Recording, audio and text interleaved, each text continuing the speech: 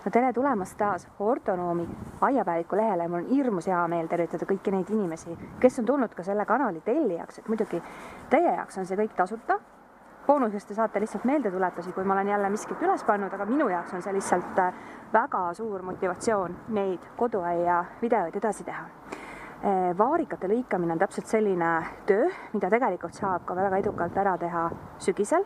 Aga sügisel on tavaliselt nii palju muid asju teha, et ma olen jätnud selle aasta ikkagi kevadeks ja kevadel on tegelikult ka palju selgemalt näha, milline oks on siis vana, milline välja lõigata ja milline on siis see, mis sellel aastal hakkab saaki andma. Mul on siin 3 sorti vaarikaid. Need siinpool on sellised, mis ma tegelikult kaavasin välja Lõuna-Eestis oma vanaema aiast, mis olid siis seal metsastunud aia osas ja nad olid sellised, no nagu ikka on need vanaema aia maitsed, et kõige suuremad vaarikad, kõige maitsvamad ja kõige paremad, nii et ma tõin nad siis mõned siia oma Tartu koduaeda, et nad kindlasti alles jääks. Kui nad ka siin nii heast küljest ennast näitavad, siis ma saan neid edasi paljundada ja võib-olla ka sinna siis hiljem tagasi viia. Tema on siis see vaarikas, kes annab saagi ühelt oksalt ühe korra, nii et see oks siin kasvas eelmine aasta andis saaki, siin on näha ohtralt igasuguseid neid viljapõhjasi. Ja sel aastal tuleb ta siis lõigata maha ja ma täna kasutan ka neid oma lemmikkääre, mis on nagu näha palju päevi näinud, aga kuna see lõige tuleb teha siin täpselt mulla piirilt, siis täna ma oma uusi kääre ei kasuta, neid ma näitan siis teile mõnes teises videos. Ja siin on näha ka, et eelmine aasta on kasvanud selliseid väikseid kiburaid kasve, mis ilmselgelt ka see aasta saaki ei anna, kuna nad on nii viletsad, siis need ma lõikan samuti mulla piirini maha. Ja võikan maha siis selle eelmise aasta kasvu. Mulla piirilt siia kõrvale ja tema annab siis see aasta mulle marju. Ja kuna tema see tipp on ka selline pigem viletsapoolne, siis ka tema ma lõikan tagasi, kuna siit pungadest ilmselt mingit suurt saaki ei tule, siis taim võiks oma energia suunata just nendele alumistele pungadele. Nii et ma lõikan ta kuskilt siiamaani maha ja siis ta ei ole ka nii ülearu pikk. Mis tähendab seda, et kui näiteks vihma sajab ja lehed saavad märjaks või on tõesti ohtralt saaki, siis ta ei kuku mul siin kõrvale. Üldiselt ma püüan siin maja ja virbuheki vahel kitsal ribal niimoodi toimetada, et vaarikas jääks enam-vähem oma piiridesse. Nii et kui mul on siin mõned piiririkkujad ja need on ka sellised, mitte nii eeskujulikud oksad, kus ma ilmselt rohket saaki ei saa, siis nemad ma lõikan lihtsalt ka mulla piirilt tagasi. Ja samas vaatan ka, et need põhioksad, mis siis peaksid saaki andma, et nad ei oleks väga tihedad. Siis pääseb õhk ilusti liikuma ja marjad saavad valgust, kuivavad ära ja ma saan siin koduaias marju nautida. No siin samamoodi, et eelmise aasta oks on juba, nagu te näete, hulka jämedam kui varasema aasta oksad, mis tähendab seda, et ta on ilusti kohanenud peale seda istutust siia ja samamoodi lõikan eelmise aasta viljakandvad oksad mulla piirini. See tahtsis juba ära tulla. ja selle väga kitsa oksa ka. Ja jätan alles siia selle ilusa jämeda oksa, mis hakkab nüüd siis see aasta mu saaki andma. Aga lõikan ka tagasi, et mulle väga ei meeldi, kui mul vaarikad kasvad siukest 2-meetriseks. No mulle meeldib selline 1,5 meetri kõrgune. Nii. Ja jätan tema siis siia kasvama. Üks tüüp veel vaarikaid, mida on väga palju saada, erinevaid sorte, on siis need nii-öelda taasviljuvad remontantvaarikad. Ja ma leidsin oma kohvitassi, mis on kahtlemata samuti väga oluline tööriist. Nendega on selline lugu, et ühelt oksalt saab siis saaki 2 korda ja minul on siin 2 polkataime. Nüüd kevadel on hästi näha, et see on eelmisel aastal kasvanud oks. Ja see on juba 2 aastat saaki andnud. Tema ma lõikan siit välja samamoodi, midagi teistmoodi ei ole, mulla pinnalt.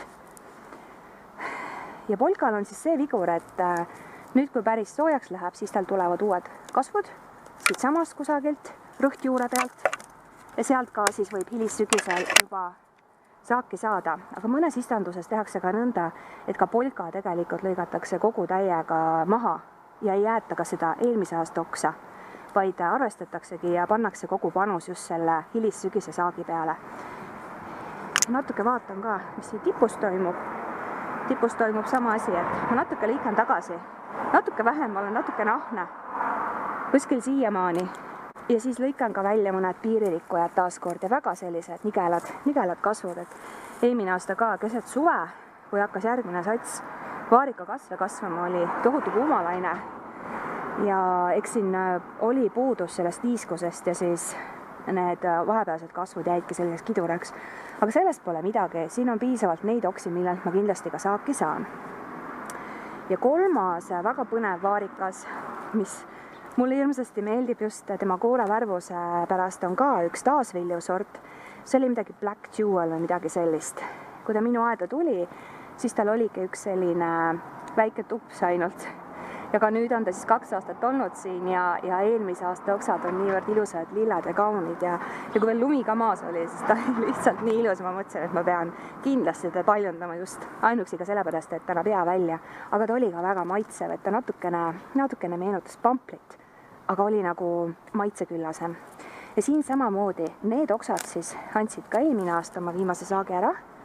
Ja on näha ka, et uue aasta oksad on palju nagu sellised tugevamad ja paremad, nii et ilmselgelt on ta ilusti siin nüüd kohanenud ja siit kuskil enam ei lähe see vaarikas. Ja jätan alles need juba värvi muutnud, aga ilusad pungadega eelmise aasta oksad. Vaatame, mis nendest saab, mind lihtsalt huvitab. Mis nendest saab, saaki nendelt, ma nii väga ei loodaks, aga lihtsalt on põnev, et kuna ma ei ole sellist vaarikat varem kasvatanud. Ja temaga ma teen ka seda alatust, et ma lõikan ta lühemaks.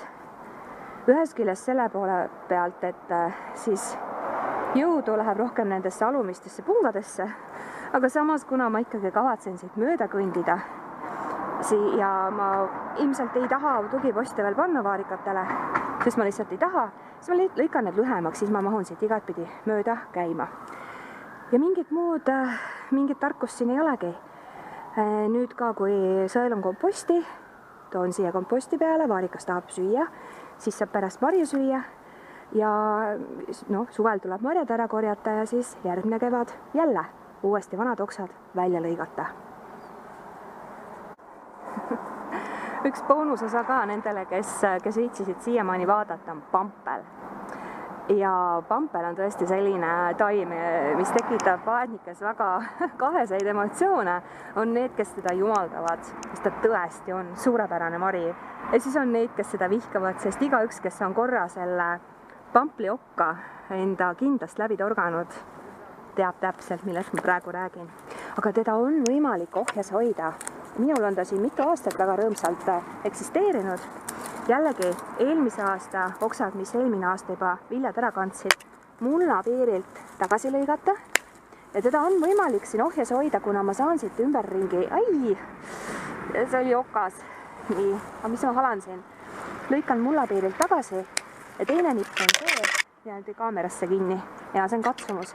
Teine nipp on see, et tuleb siis lõigata sellel aastal kandev oks lühemaks. Ma lõikan natuke veel lühemaks. Algusel ta väeb välja natukene nagu siuke kuriskultuur, aga kui ta lehte läheb, siis on ta ilus. Ja ümberringi tasub siis niita ja ka suve jooksul siis, kus need kasvud oma nina välja pistavad vale koha peal, siis lihtsalt tagasi lõigata ja kõik on võimalik koos temaga aias elada.